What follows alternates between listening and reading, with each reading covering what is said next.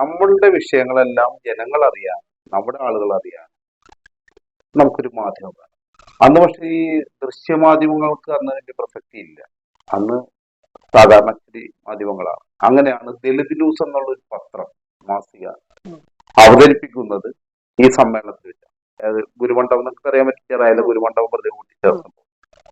ആ ഗുരുമണ്ഡപം പ്രതിമ പൊട്ടിച്ചതുമായിട്ട് ബന്ധപ്പെട്ട് അവിടെ കുറെ നമ്മുടെ ജനങ്ങൾക്ക് ജീവിക്കാൻ പറ്റാത്ത അവസ്ഥ വന്നപ്പോൾ അന്ന് സുഖമില്ലാതിരുന്ന് ഞാൻ സമരത്തിലേക്ക് ചാടുകയും ഏകദേശം 8-9 വർഷം ഞാൻ അതിന്റെ കേസിന്റെ പുറകെ ഒരുപാട് ബുദ്ധിമുട്ടുകൾ, പോലീസ് പീഡനം അനുഭവിച്ചു, പോലീസിന്റെ അടി കൊണ്ടു, അതിന്റെ പേരിൽ ഹർത്താൽ വെച്ചു. ഇവിടെ ഹർത്താൽ ആദ്യമായിട്ടും അവസാനമായിട്ടും ഒരു ദളിതിനെ തല്ലിയതിന്റെ പേരിൽ ഒരു ഹർത്താൽ വെച്ച് ഇവിടെ വൈപ്പിങ്ങൽ വിജയിപ്പിച്ചു.